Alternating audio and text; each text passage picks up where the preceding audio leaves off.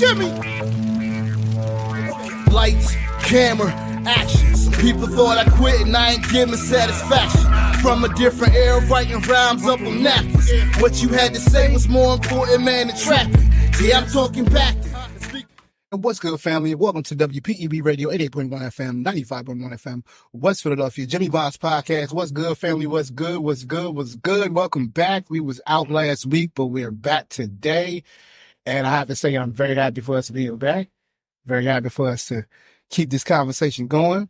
But family, you know I got to introduce our co-host. So let me just first give a shout out to our co-host, man. Ty, wow, it's good. Ty, how you feeling? All good in neighborhood, JB, live from the 215. Live from the 215. And you know I can't forget our other co-host, Lady Miss T with the T. What's up, T? How you doing?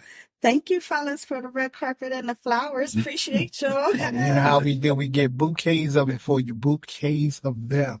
Move right along, friend. Remember, you call us with your comments or your question at 215-472-0881. Again, it's 215-472-0881. You can also email us at jimmybondspodcast@gmail.com. Again, that's jimmybondspodcast@gmail.com. It's JIMMYBONDS podcast@gmail.com.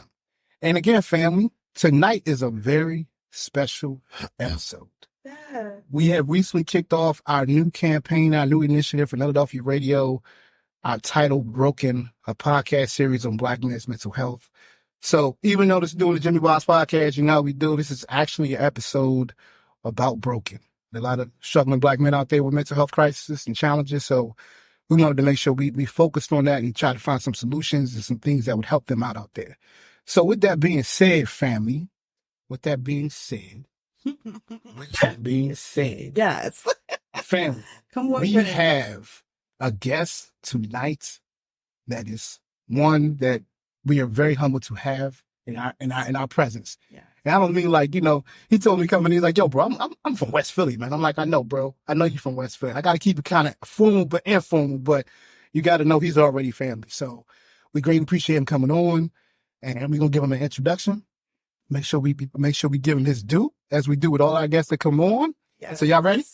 I don't know. I gotta get Y'all myself ready? together. Y'all sure? You ready? I'm Okay. super excited here. All right, so before we introduce our guests, let's get the intro going. Mr. John White Jr.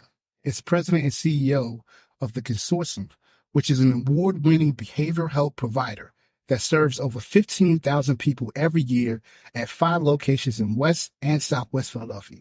Mr. White is a former Pennsylvania State Rep, Philadelphia City Councilman, Secretary of Welfare for the state of Pennsylvania, Philadelphia Federal Housing Chief. In 1987, he was appointed by Governor Robert P. Casey to be Secretary of Department of Public Welfare, and he was the first African American to hold that position. Happy Black History Month, brother. He graduated from West Philly High class in 1966. Shout out to the Speed Boys and Speed Girls. Which is Boston's class. He has a BA in Health and Physical Education from Westchester University. He has a BA in Journalism from Lincoln University. He attended the Fels Institute of Government of the University of Pennsylvania and the John F. Kennedy School of Government at Harvard University. In addition, he played the French horn in the prestigious All-City Orchestra and was inducted into the Selman Music School Hall of Fame. He has an illustrious career in government as well as in the private sector, but his dedication to the community has never wavered. He is a CEO, a president, an advocate, a reformer, a musician, an organizer, an ambassador for change, a social change agent, a negotiator, a West Philly native, a husband, and a father of 5. I like to describe him as compassionate, devoted, dedicated, committed, decorated, pivotal, encouraging, and invaluable. Ladies and gentlemen, let me introduce you to the CEO and president of the Consortium, the Honorable Mr. John White Jr. Welcome to the show, right? Welcome to the show. Welcome to the show. So West Philly. Let me say from the outset, I've been fortunate, I guess, to have been asked to make any number of appearances and do interviews. Yes, sir. But there was a special feeling as soon as we stepped up. Yes, sir. This is where I'm supposed to be tonight. Amen. Amen. And I'm with the right people in the right spot. And we're going to be talking about the right thing. Yes, sir. You know? Yes, sir. And I'm humbled at the invitation. I really am. Well, you got to know. You have to know that we are humble to have you here. Well, Um, look, I know we keep our feet on solid ground. I know we do. I understand, and that's the most important. that's the most important aspect. No that's matter exactly what we right. accomplish in life, it's important to keep our feet on solid ground. I That's understand exactly that. right. But brother, like you have done some things in your career. But let's not get it twisted.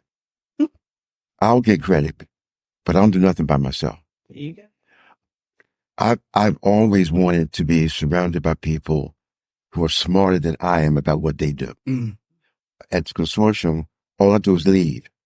I'm not a therapist. I don't counsel. I don't do billing. I don't bring in no money.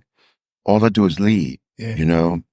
and the effectiveness that I think that leadership has is that it allows people to do what they do best and not be satisfied at just being the best. Yeah. I want our folks to be experts. Yeah.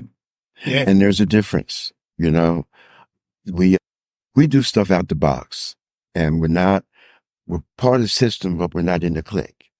That's the Tyler shaking his head right time like that. Like that's part of the system, but not the clique. Exactly. And that's important. Yeah. Because the needs of our community go beyond what the system can provide. Oh yes. And we'll get into, some examples of what I'm talking about when, as the show goes on. Yeah. But that is important. I've seen a lot, man. Yeah, man. I've seen a lot. Yeah. And, I would have thought that you might have known my mentor, Tyree Johnson. Westside Wicked. Get out of here, boy. Get out of here, boy. I know you know it. I know you know it. Get out of here, boy. We go back to the game wars. Get out of here, boy. We go back to the game wars. Yeah, well, I was... Right? Yeah, I know you was in there. Yeah, man. That's my mentor. Man, that's a good one. And the guy that's doing our media thing, you've met Joel Avery, his mentor was Asa Moore. Here we go again. See? Black men. Yes, very much so. And the thing is that you get an opportunity. It's an opportunity to give that opportunity to somebody else. Yes, sir. And that's what I appreciate about what y'all are doing. You're giving people, well, not only an opportunity to have a voice, but you're also giving people an opportunity to hear, to learn. Yeah. Okay. And the question. Yeah. Question. So let me shut up and I'll just answer your hard question. Nah, you good, man. I know you got. I'm gonna let you start off since you. Yeah, can I tell the truth? Can I tell the truth about her? Or I gotta keep it a secret? You can definitely. I was gonna say, just for her stance, maybe we keep it a secret. But at the same time, I think we should tell the family, who she is, and definitely. Nah, bro, go ahead, tell them. Let's. We ain't got no secrets over here. I wrote T a message the other night, and I said to her, called her one of my favorite coworkers. Thank you. T works in our business office, billing department, our fiscal department. Yes. And she works in my suite. I flirt with her every day. But I keep moving. Okay. I don't invite her in the office. I just, hey, my baby. And she said, am I not? Am I telling the truth? I flirt with her every day, and I don't care who's around. She makes a tremendous contribution to what we do. It takes everybody. I can't do what she does. And that's a perfect example of what I said earlier. People who are smarter than I am about what they do. Yeah. Yeah. Yeah. No, I didn't even know she had the podcast. Her mother told me. But that's about her humility. Yeah. That's about her humility. It is. So, T, thank you, babe. Thank you. Still don't get that raise, though. I'm happy to work for the There you go. That's it. That's it. I'm glad to work with you. As long as we're making a difference, that's the only thing that matters. Tell me about it. Yeah. Tell me about it. Yeah. Let's go. What you got? Let's get it, Tim. So I guess I'll just, start the ball off from here. Okay. So, with all of your success and all of the things that you have done, when did you know that you were really a pillar to the community? Like, when did it kind of hit you that you're like, you know what, I'm actually making a difference? When did you know that you were making a difference in the community? When I still meditate, But I remember a specific thing that I would ask of him some years ago. I would ask him to allow me to be a blessing to someone else so that I too can be blessed. And I never considered myself a pillar. We just had the thing in Mount Airy, right, where we did the street renaming. And It's a great the guy I mentioned earlier, Joel Avery, he did a lot of research. I did not read press clippings. I never saw myself on TV. Yeah. I didn't listen to myself on the radio. I didn't want to feel that pain, okay? But I just was never about that. And he brought to life some of the things that we were able to accomplish that really made me feel that I'm fulfilling my purpose. Yeah. Yeah. If I can, on purpose. I was doing really well in the 70s and 80s. I was really doing well. And my middle son, Levan, was in a car accident. Hit by a drunk driver in a pickup truck and had serious brain injuries. He was in a coma 7 days. And he was at Christiana Hospital. I was living at the time up on Gorgas Lane. I was there every morning. I was there at lunchtime. I would be there at night. I was rote, same routine, trying. And I woke up in the middle of the night and I realized that I had not asked God to save my son. I remember it was around 3:00 in the morning. I drove down to Christiana Hospital.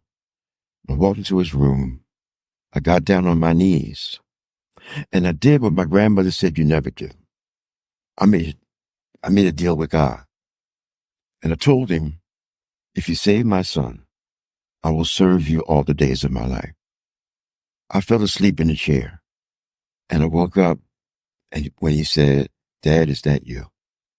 Now, you could easily say that I was serving before that. I've been in office. I was cool. Yeah. But the reason why I was serving became crystal clear. Yeah. Mm-hmm. You put it in the context of basically when did I know I was making a difference, consciously? It was never about that. Sometimes the most difficult question for people to answer is why. Yeah. Yeah. Bureaucrats don't ever want you to ask them why. Without realizing that and being selfish in asking him to heal my son, I realized that I did have a purpose, that what we were doing was not by accident. Yeah. It wasn't something that, in practice, Yeah. right? Yeah. It happened. And we happened to be in the right place at the right time with the right motivation, with the right people and the right commitment. That's all it was. I asked him to heal my son. My son told the right frontal lobe of his brain had 28 facial fractures, lost all of his cognitive skills. My son graduated from Morgan. There you go. He got his master's in psychology at Arcadia. And he works at DVH now. Wow. That wasn't supposed to happen. No, it wasn't. I didn't do anything. I had nothing to do with it. But I asked. And what he did was he revealed my purpose. That's when it changed for me. Mm-hmm. Okay? And I'm not, you know how I am now, Yeah. okay? Yeah, man.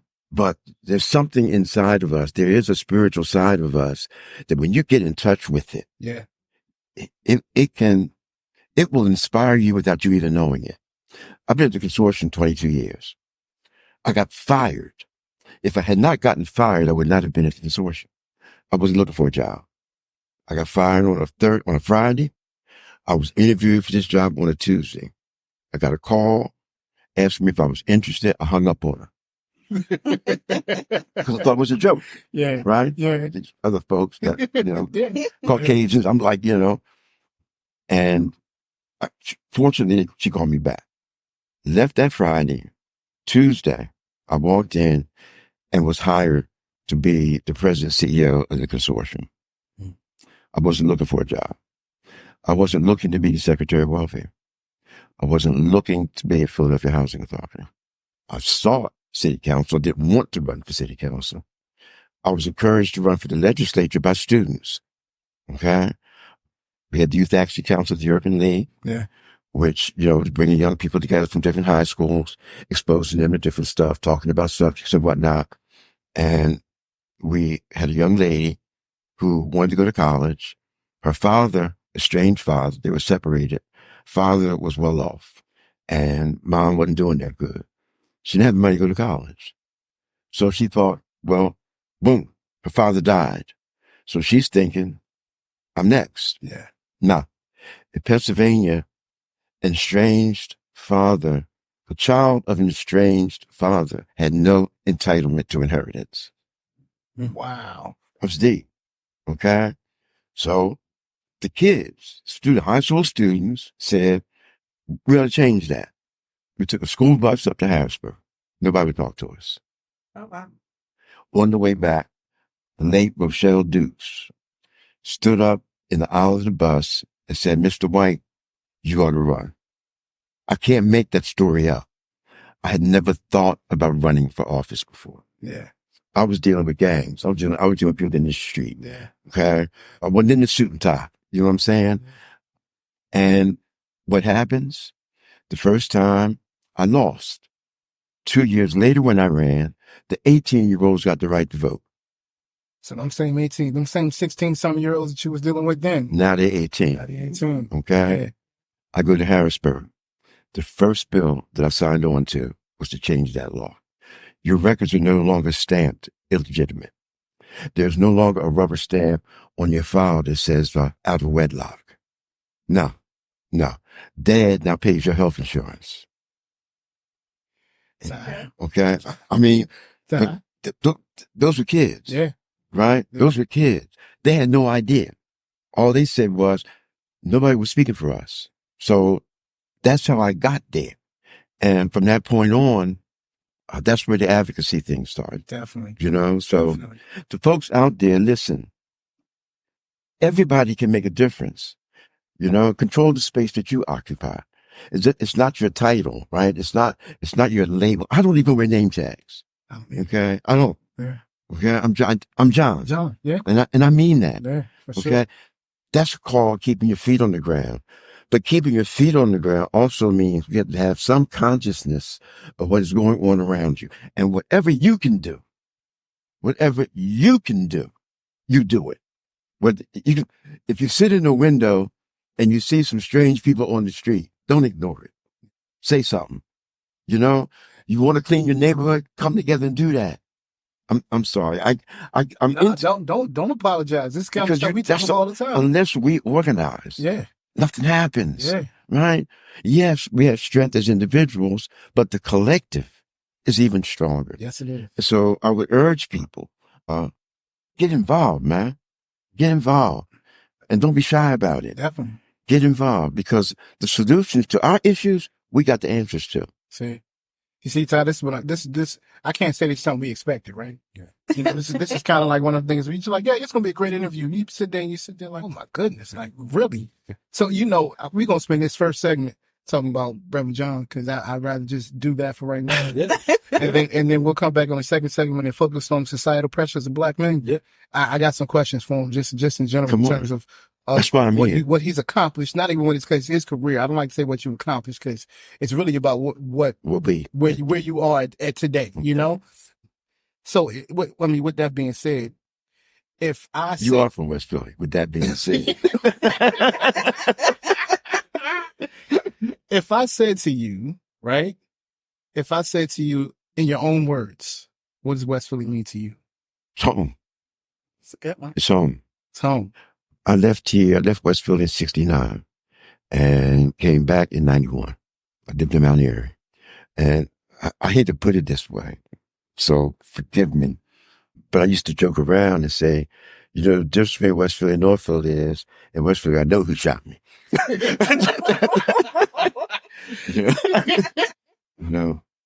There's a sense of pride. Well, Philadelphia's neighborhoods, Black neighborhoods, all bring a sense of pride, But West Philly in particular, the description village came much later, but that's what it was. Yeah. I remember Miss Marion Campbell. is across the street. Man, Newsy. And we had a rule in the White House. No company when my parents were home. Okay. Well, we would go straight to Robin's house. We play pinochle, sit on the steps. So one day they were sitting on my porch. We were playing pinochle, having a good time. My father used to get home about 4:30. Quarter after 4, everybody was gone, right? My father could have said, did I tell you that I had these pepperheads in my house? I was literally 14 or 15 years old before I finally figured out how he would always know. It was Miss Campbell. You know? Right. But that's the history, though. That's something that we hang out on that is the village. It is. We hang out on the corner.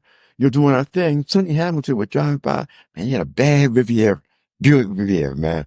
And he would pull up and say, what y'all doing? You know, Now we're scared. Yeah. Now we're scared to say something. And we looked out for each other. That's what Well, you know, some people might not know who Sonny Hamilton is. It's all right. When you drop that name, that's particularly for the youngins that's grown up now at Westfield. They might not know who Sonny Hamilton, who that was. Well, Sonny Hamilton was a mentor of mine, and we all admired him. He was slick, smooth, good looking, had a nice car. He grew up with Johnny Sample, the football player. They were best friends, and Sonny played ball, and he hooked up with Sonny Hill, and they did the Sonny Hill Leagues. Yeah. Ty, would you say Ty? Yeah, Ty, like, yeah, I know about that one, right? Yeah. Ty, you showing your age over here. There you look. But West Philly was different, too. It was. Yes. That I was telling you earlier, that it's a group of us that are brothers, fraternity brothers. We hook up Friday nights, every Friday, 7:00 to a Zoom thing. So check out. Some of us have been together since 1961. Mm-hmm. The majority of the people on this call are West Philly graduates. Mm-hmm. You know, and we're still tight. And that's the camaraderie that growing up in West Philly builds. It builds. I'm not sure people know too much about that, but the camaraderie in West Philly, particularly in generations. You asked me about somebody. Yeah, I did. Right? Yeah. From 2 years after I graduated, and it was boom. Yeah. You knew exactly who she was, man. My mom. His mother. Right. That's my mom, right. And the teachers that I was fortunate to have at West, they were amazing. I was in the motivation program. That was a program that took knuckleheads who had potential right. and tried to get them straight academically and whatnot. And Bill Adams was a journalist, a radio personality, and an English teacher. Mr. Super, my math teacher. Arnold Jackson was my track coach and football coach. Cornelia Steffens. Dorothy Davis. Al Vaughn. I can remember the black teachers, right? Because of how they invested in us. Yes, they did. Right? Yes, they did. So from that class, I'm going to slight some people, but you got a deputy attorney general, you got a dentist, 2 pharmacists, doctors, a housing specialist, educators. This is off the top of my head. Yeah. Okay. Yeah. That class of knuckleheads. Look where they are now. Yep. Because somebody said, you know what? Come here, man. And we need that today, like so bad. So bad. It used to be. So bad. And the question is, how do we do it? And that's it, as much as you can talk about what you need, it's all about solutions with me. And Ty, I'll tell you the same thing. How do you find a solution? Right. How do you create those solutions? Right. I think a lot of times you got to break those barriers with people psychologically because they have them up already. They don't think that there are any resources out there for them in terms of moving them forward in their careers or their lifestyle. I got to find that piece that I was saying that describes who we are. Yes. It speaks to, have you ever been rejected? Have you ever been denied when you felt you were worthy? Yes. Have you ever been ignored? Yes. Always. Have you ever been lost? Yes. Yep. Have you ever been in a position where you couldn't tell nobody? Yes. Mm. Those are the same people who are now treating you. They get all fancy now, right? They call it lived experience. Yeah. The people that we work with, and T, I know she can attest to this. Yes. The people who do the work are the same people who were in need. Sure. And as you even say, the people that do the work are the same people that are in need. I always say, Very true. who's going to help the ones helping everyone else? Who's going to help them? Because, there's so much pulled from them, and sometimes, or there are limited times where they're refilled. That's right. You know what I mean? Where people pour back into them what they need in order to keep going, to do what they do. Because when you serve the public, when you serve certain demographics, That's what you're doing. That's what you're doing. Okay, but Right. but the feet on the ground is understanding, not judging, not being critical. I tell my folks, you shouldn't hear this because you're not in our recovery unit, Cover my ears. Cover. but I have no problem. I'll say to them, I've done everything you did, except I never used a needle. The difference is I never got caught. I stood in the same line you stood on Ruby Street. Yeah. You know what I'm saying? Yeah. Okay. And that'll let you know. Right. But then the question is, how'd you get through it? Right. When I do orientation, I will ask people, I'm real simple. When you come to work every day to help somebody. Come to work every day to learn something. Come to work every day to teach. The days that you don't feel like you can do all three of those, stay home. You got sick time, vacation time, leave time. Why? Because we can't afford to have you bring your baggage Yes. and unload that on somebody else. Yes. And the most important thing that I ask people to do is remember how you came through it. Yes. Whatever brought you through, maybe you can share that because it may be the key to unlocking somebody else's issue. Yeah. You never know. For sure. So I don't have any problem letting people know. I get depressed, bro. Okay? Yeah. Believe me. I know. I got 250 coworkers, 250 families that I'm responsible for. Yeah. You damn right. Yeah. I get You get depressed. The responsibility is major. Get a hug from me every time you come in. Look like you. I'm telling you. I'm telling you. You know? Yeah. It's real. It is real. It is real. Because The difference, I got a network that lifts me up. yeah. Yeah. Okay? It's tea in the morning.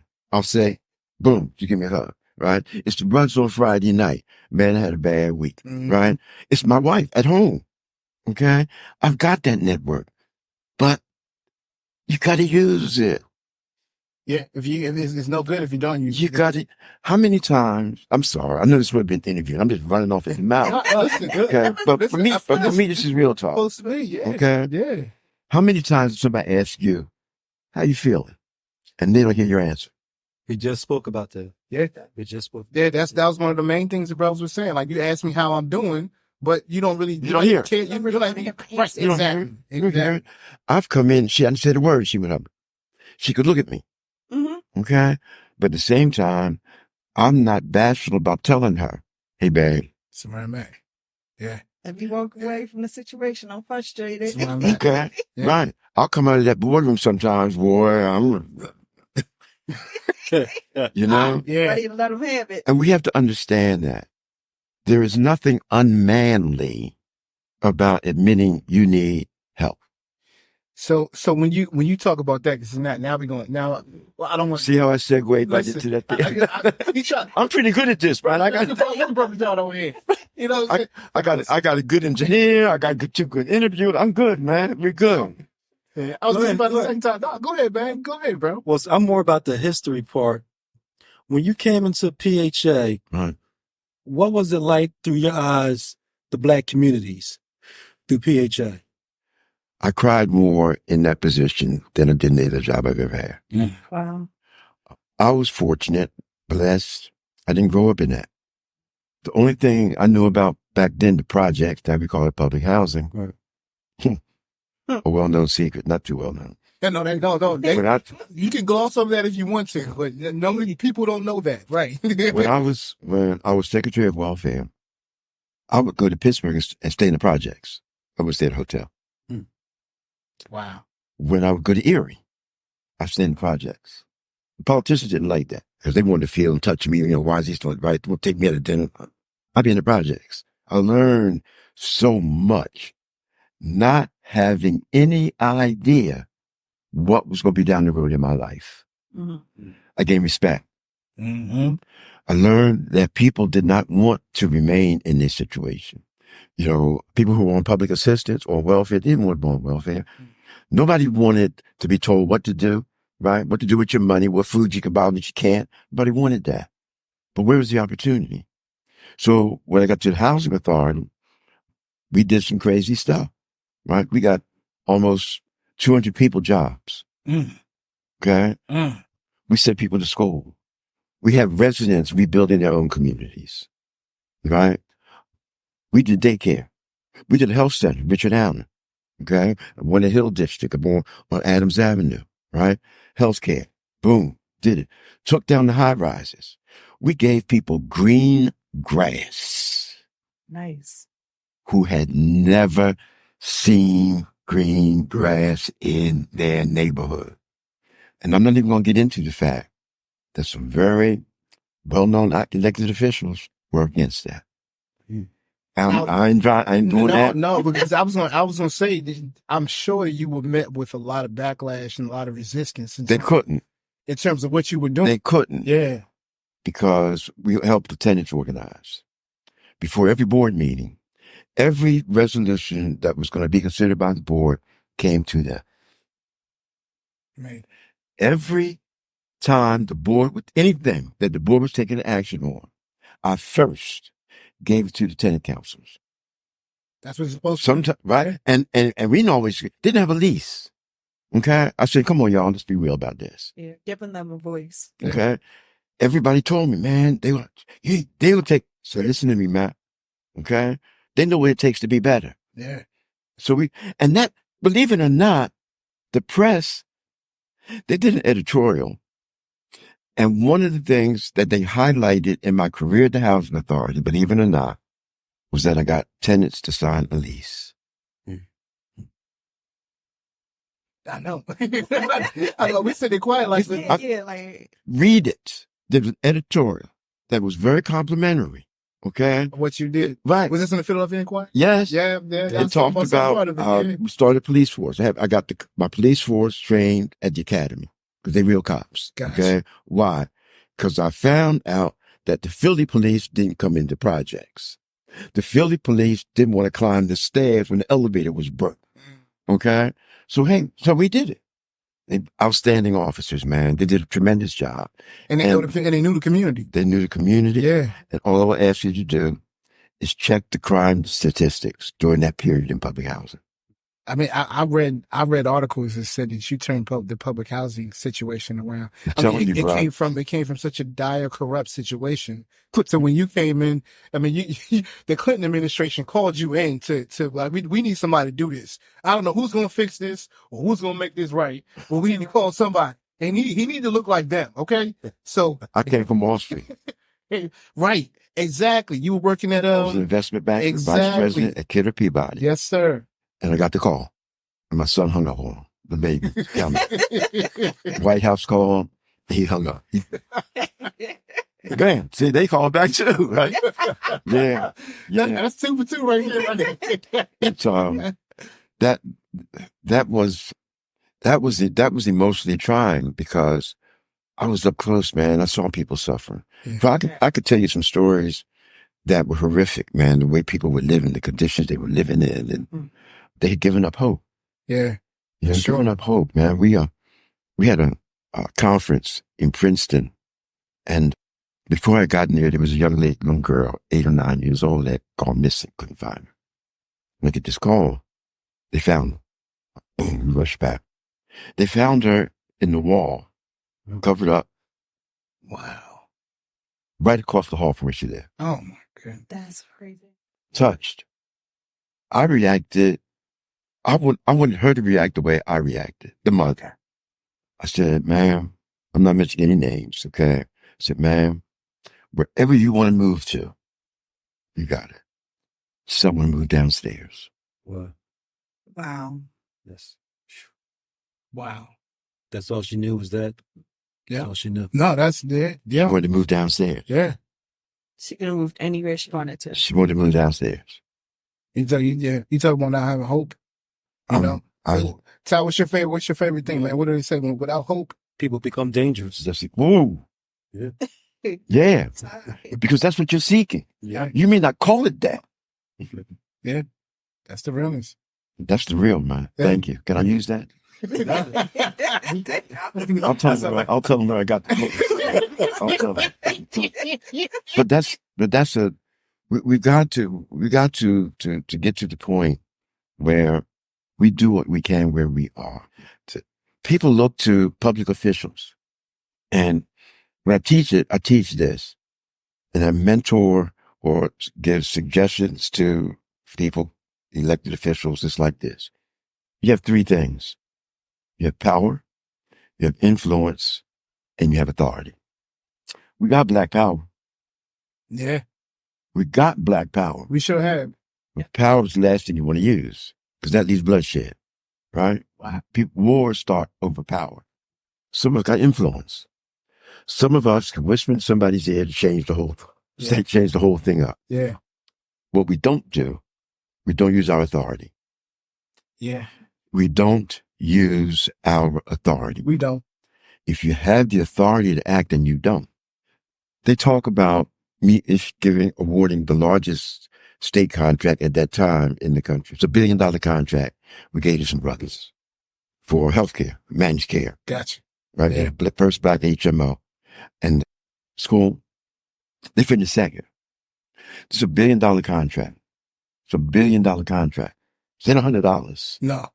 This is $1 billion contract to transform the health lives of 88,000 people in West Philadelphia. Mm. They finished second by 3 percentage points. Wow. I had the authority to go up to 7. And did you use your authority? I used my authority. Yeah. The reason that people are reluctant to use their authority, because of those three, power, influence, and authority is the only one that requires courage. Yeah. Yeah, a lot of pushback. I ain't got to be brave to fight you, bro. Yeah. Okay, I got to be brave to whisper in your ear about something. But to exercise your authority, that takes courage. The morning that I was going to make this award, my press secretary and I used to run every morning along the river in Harrisburg. And she said, I prepared two press releases. One giving it to these folks, one giving it to these people. She said, if you give it over here, I'll probably go home this afternoon. It's cool, it's all right. We're running. And she says, but if you give it to HMA, it's going to be a long night. Yeah. That was definitely It was a long night. Hospitals had to sign an agreement when we were like going through it to get it done, right? They refused to sign the agreement. Because of these brothers. Because they black. Yeah. I'm saying it Yeah. because that's what it was. Yeah. We flipped the switch on Saturday. By that, I mean, we started turning everybody over on Saturday morning. Wednesday afternoon, the hospitals had not signed up. Wednesday night, I called a meeting, President, Children's Hospital, Penn, Hahnemann, and Temple, and Einstein was the other one, and Jeff. And we met in the boardroom right at Presbyterian Hospital, right down the street. Mm-hmm. I had no experience. How do we know we're going to get paid? Yeah. See? The brother, Anthony Welters and Walter Lomax, they made a commitment that I'm not sure I would have made. They said, if we are 30 days late on any payment, we will double your rate. Wow. But I'm never late.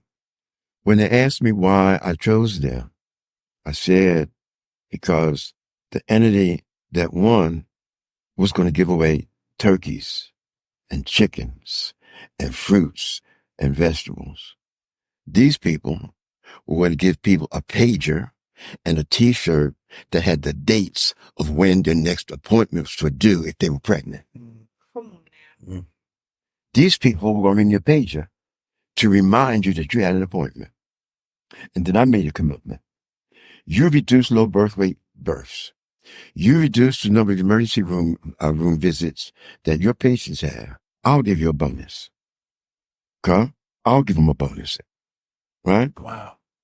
Birth weights went down. Yeah. Emergency room visits You went went down. down. It went down. That's, Okay? I had the authority, man. I had the authority to say Temple, Penn, Presbyterian, then Jeff, Hahnemann, Einstein. You serve more poor people than any other health clinics around here. Yes. Yes. I gave him a higher rate. See? I mean, I'm just saying, like, these are things that no one really knows. You know, you wouldn't know this just sitting there, and you wouldn't know that this HMO was created based on someone having the authority to do this. But let me tell you how it happened. My youngest son, chronic asthma. Mm-hmm. And we would go to Women's Medical or Henry Avenue. I'm dating myself, y'all. I'm sitting in the emergency room. I'm seeing all these kids. Oh, yeah. The emergency room was their physician. Yeah. That's why I said, something wrong with that. Mm-hmm. Okay? Now everybody got a doctor. Your HMO plan, you select your primary care. Yes, you do. I'm telling you, Yes, bro. you do. You do it. That was not the case. That's why we started it. Okay? That's why we started. And so many of the things that we were able to accomplish came from real people, right? A lady gets her utility shut off on Friday. She can't pay it until Monday. You can't do that no more. Yeah. Yeah. They turn off your heat in the middle of the winter. You can't do that. No, we said they're going to do that. October 15th, that heat comes on, and it stays on until April 15th. Your landlord doesn't pay the utility bill. They shut you out. No, you can't do that no more. Okay? Daycare. I took my son across the street. Okay? Across the street. She was taking care of my kids. She didn't qualify for the subsidy. Mm-hmm. Changed up that. No. You got a choice. Come on, man. Yeah. I'm not going to pay $300 a week for daycare when I really ought to be paying $100. You know, Right there. You saying something. You're really talking about something that I think a lot of regular community folks, they really have a lack of understanding about the authority that people can use to make their lives better. And politicians ought to be glad that they don't. And so that, and my politicians the words out of my ought mouth to be glad that they don't. Because if they did, if they knew that they would, But you knew what they could do. Exactly. and what they don't do. Well, okay. Kensington. That's a prime example. Prime. Everybody has forgotten. The government said, y'all can come up here and get high and nobody's going to bother you. Yep. They sure do. Cops aren't going to lock you up. Yeah. Now you're going to lock me up doing what you said I could do. Yeah. I know. How come there's not a treatment center right there? Your choices are go to prevention point and get a needle. What? And people go up there and they drive past and they're just like, oh my, I can't believe it. Let you walk. It's horrible. No. They send them there. Go up and walk through there. Yeah. Step on the vials. See people getting it on the steps of the L. Okay. See the kids on their way to school. Pick up 4 tons of trash and look like you didn't do nothing. I know. Who created that? Yeah. Heroin. We had the heroin epidemic for decades. Yeah. Come on, man. Yeah, forever. Come on, man. Forever. People were shooting up inside. Yeah. They're outside because if they overdose, somebody's going to find them. Yeah. They created their own community. Yeah. They look out for each other. Yeah, they do. They don't let you get ripped off. If they see somebody getting robbed, you're nodding out, and they see somebody trying to take your stuff. Somebody speaks up, bruh. We don't do that. Yeah. We don't. And we're not even in these situations. He did say the same thing. He said, what did they say? He said they created a... They did. And they're going to be punished. Yeah. Should they be out there? No. I'm all with that, okay? But first of all, you told them to congregate here, right? Then you got fentanyl. Yeah. And you got Trank. Yeah. And you are totally caught out by surprise. Why? The street brothers told you what was coming. You didn't listen. Now you got a situation. What they going to do? What are they going to do? Well, they're not going to just be able to lock people up. This is not a law enforcement issue. People don't like what they see. I understand that. We can change the visual, but I'm looking to change the outcome, right? You can't force somebody to go in their treatment. You will relapse 5-6 times before you get clean. You got to understand that. So telling me you got an option. You can go to jail or you can seek treatment. Okay, where? Where you going to seek treatment? Where you can get treatment? I got try and eat your flesh. Where am I going? Yeah. I'm on the street. I can't go to a recovery house because I'm a needle user.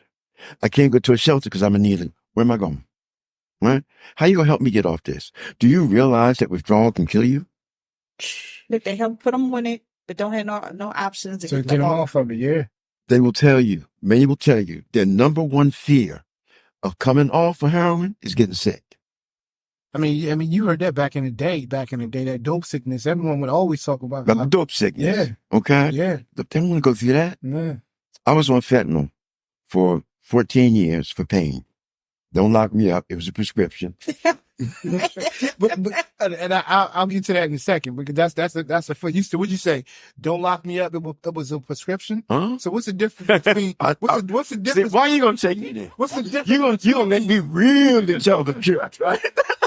What's the difference between somebody buying it in the streets, Right. and then like going to the pharmacist? If you get it from the pharmacist, that means You're supposed to be under medical supervision. right.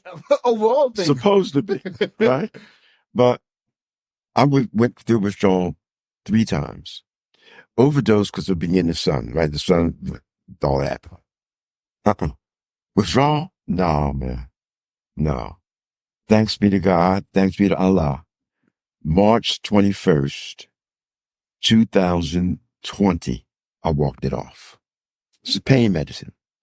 I haven't had one a patch since. Yes. I'm in pain every day. Yeah. But all we really tell pain medicine don't cure nothing. It's this. It's this. It's the head, right? It's the head. Heroin, that's a physical addiction. Cocaine, that's a mental addiction. Violence. People think I'm crazy. Violence is an idea. Violence is an idea. It's an idea. An idea comes from a thought. Yes, it is. If I change the way you think, Then I can reduce the incidence of violence. exactly. Okay? Exactly. What do we do for a living? That's what we do. I mean, on the real tip, everybody that comes to our clinic, right? I want you to change the way you see yourself. Change the way you see others. You don't have to be that insecure. Yeah. You got other things to do when you get mad. That is very Change the way you think. That's a long process. It is. But guess what? It can't If be you're done. not thinking about doing it, you know how you were with them girls, man. It's- when you talk about some things and you get it off your chest, it stops you from acting Yeah. in a certain manner because you actually are able Thank to talk you. about it and get it off your chest. Thank you. Who do you talk to? You know what I mean? Like, And who's listening to you? there you go. That's the flip side of it, right? Who is it? Oh gosh, I want to say, is it Public Enemy? What good is talking if you're not listening? Yeah. Mm. Yeah. I may make it sound so simple and so easy because in my eyes it is. It is. It's not for everybody, No, it's not. No. but repetition is the best teacher. Yes. If you keep telling people you can do this, Yeah. People need victories. Help them win. Yeah. Help them win something. Yeah. They need small victories to make the big victories. Right. Yeah, for sure. When a patient comes in and says, "Hey man, you know what? I didn't hit my wife last night. You better celebrate that. Yeah. Okay. I didn't get mad at my boss. That's a victory. It is. That's a victory. Yeah. And you have to accept those, right? Why? Because unless you let that person know you won that day, they will continue to think they are losers. That so no, listen, he over here. So He dropping off. Brother John, let me tell you, Brother John, what you dropping over there? We call it dropping bars, right? Because that's really what you're doing. You over here dropping gems, dropping jazz, talking about things that first of all, some people are privy to, and then second of all, some things people need to know about. So it touched me, Ty, because I'm like, Are you serious right now? I'm in history class right now. So history class. and there are very few times that we have guests come on and we are just silent because we're listening and we're being educated and we're being taught. So just even for that, for all the knowledge you're dropping on us, like we're greatly appreciative of what you're exposing for us. Listen, man, The opportunity is to provide the opportunity to somebody else. That's right. And that's what you do. Coming in the door, I told you I was grateful. Yeah, man. I meant that. If I help, I'm down. Right. But that don't have to be the only time. Okay? Back in the day, Black Talk Radio was the catalyst for change. Yes, it was. I mean, I grew up in D.C. Kathy Hughes. Kathy Hughes. Yes. Petey Green. We had Mary Mason. Yes. Yes. Georgie Wood. Yes. You hear me? Yeah. Yes. And they held Black elected officials accountable. They call your name out. Mm-hmm. Yeah. Right? Yeah. You don't have that now. Yeah. And I mean, I don't mean to cut you up, Brother John, but I'm not coming out. Look, I'm talked out. My teeth about to fall. I'm telling you, this is what me and Ty, we have friends. Y'all has told me this before about Black media in general. There is a vast void left within Black media, and there aren't, because of who we are, always like, we have to fill this void somehow, some way. You don't have a choice. No, we don't. You don't have a choice because you got a purpose. And it didn't take you long. Starting my mom. It didn't take you long to realize you did. Yeah. This ain't a job. And I'll tell you, just, this ain't a job. No, it is. No, it's not. This is a career, and this is a passion. Sometimes I get it right. It's a passion. Huh? Sometimes I get it right. Yeah. No, you did it right. I said, as soon as we dapped up. Yep, you knew it. You knew it. It's like my mama's spirit was sitting there wrestling with you, because let me tell you, I tell Ty, this is a story I tell all the time. Me and Ty started out doing the podcast. We started the radio station, and we was like, hey, let's do a podcast, right? So you just said, let's do this. Yeah, no, we both wanted to do one. So I was like, let's do a podcast. It's like, let's do it. How did y'all get started? This was in 2020. Okay, so long story. I'm interviewing you now. Long story short, we love to tell it, right? Yeah. Long story short, Ty started Philadelphia radio in 2018. Yes. Right out of West Philly, right out of his house. You started the radio station. You West Philly too? Yes, born and raised. Right off Udall Street Market. So he started Right. He started the radio station and called me up one day. I do music as well. So called me up one day and said, hey, I want to make you a artist spotlight on the radio station. I'm like, bro, I ain't ready for that. What you mean artist spotlight? You want me to be artist? Come on, man. So then he probably told me one day, and a couple of weeks later, he started sending me his numbers from the radio station. Yeah. And every time he's sending me the numbers just keep going up. They just keep going up, just keep going up. And I told him I'm already playing your music on there anyway, so. So from that point on, I said, you know, Ty, this is right when COVID hit. Right. I said, you know, Ty, I said, I've been wanting to do a podcast, man. He said, you know what? I've been wanting to do one too. So in April of 2020, we just started raw as possible. We started off our first episode with International artists in Israel. That was our first interview. Okay. The second interview the second conversation we had was covering a topic called His Black History Lost Its Prestige. And so my mom was a teacher. She taught DC public schools for 25 years. And Melanie Russell, she embedded Black history into her children, all of us. That was something that was real important for us. So I had grown up like, there's nobody pay attention to Black history anymore like they used to. And we played the episode, put it on the radio. That was the first episode and the last episode my mother ever heard. And what she said to me was, she said, baby, you got to call them. Sometimes we get it right. Listen. And from that moment on, me and Ty have been running. Yeah. And then we met T. I used to work at a credit union, and T was one of my members. And she has credit? Yes, I do. She came up to me. She said, she saw me in the parking lot. I don't know why I was standing in the parking lot at this day. Who knows, right? I'm supposed to be in the office. I'm standing in the parking lot. And she said to me, she said, she says, I didn't know you had a radio show. I said, yeah, I got a radio show. She said, well, I used to do radio too. If you ever need a co-host, let me know.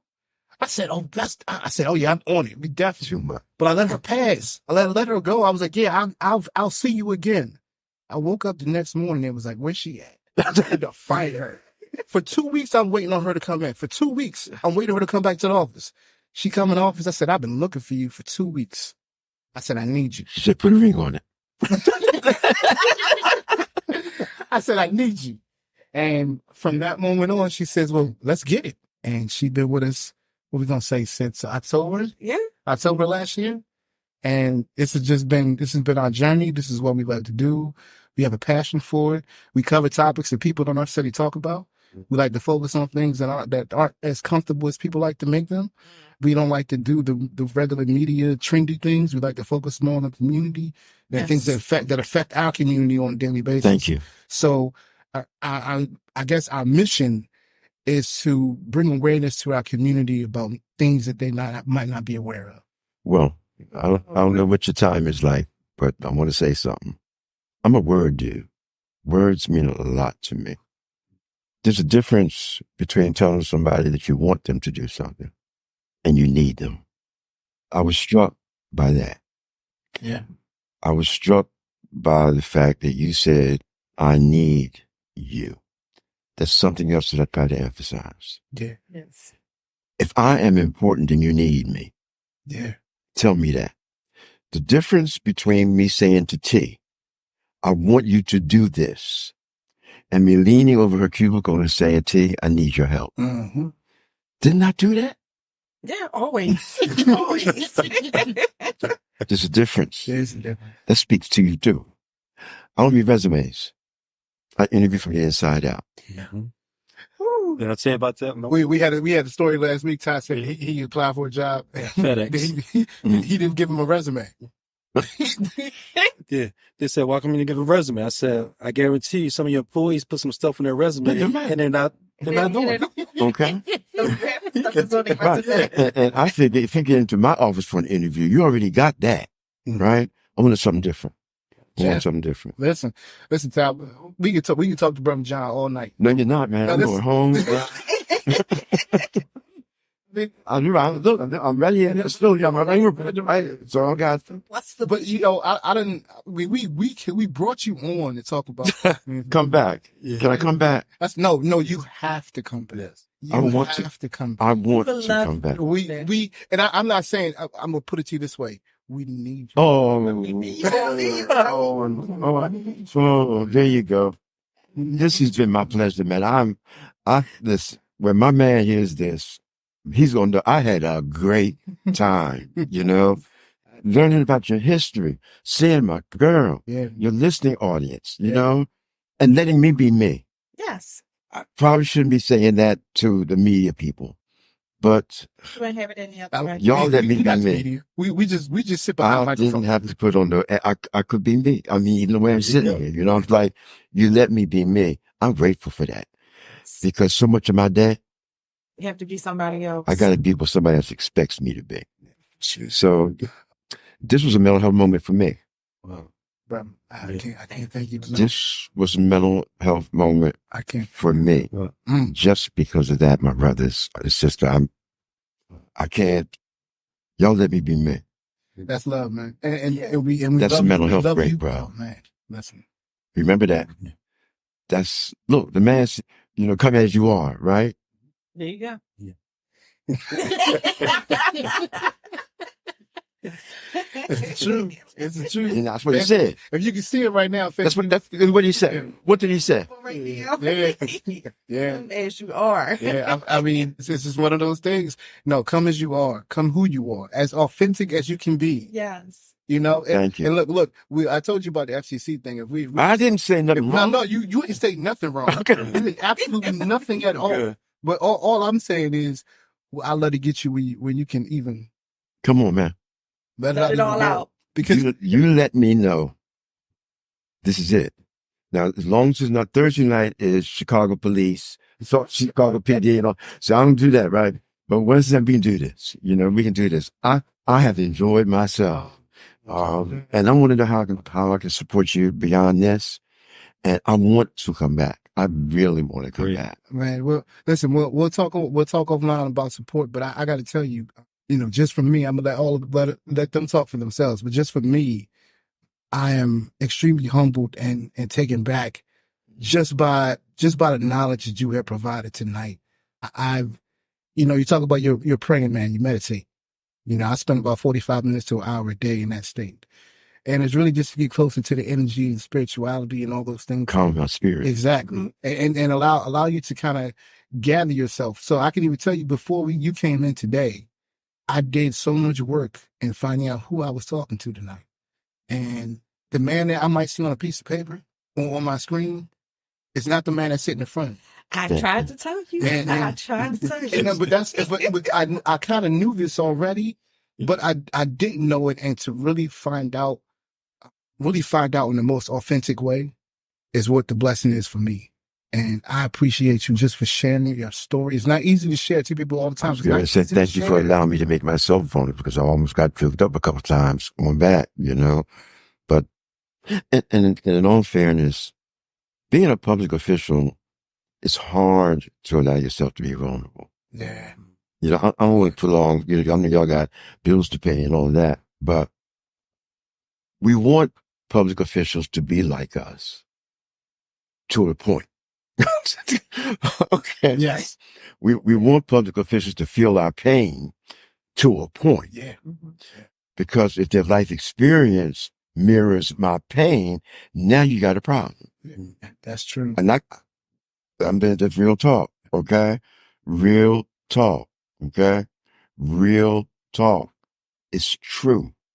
I can't make the life mistakes that others do. That's very true. Yeah. That's right. You and I could have grown up together since birth. Yeah.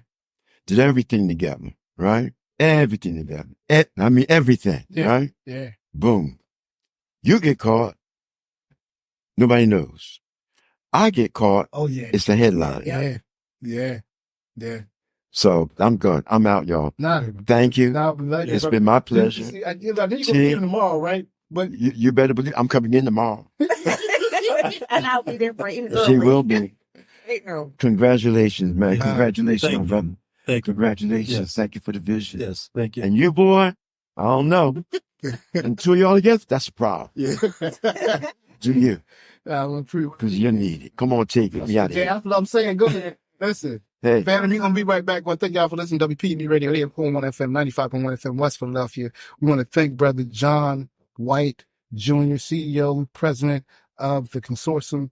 Family, you don't get these blessings on a regular basis, so when they come, you say thank you. And Thank you. Thank you. Yeah. Two most powerful words in the universe. Listen, man, we're going to take a break. We'll be right back, family.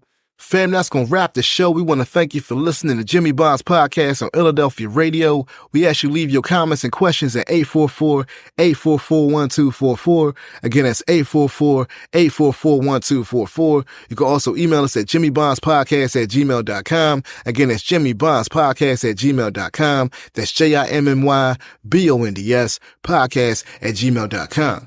Also, remember to take nothing for granted and value every opportunity you have with your friends, your family, and your loved ones. For in these times, every moment is sacred.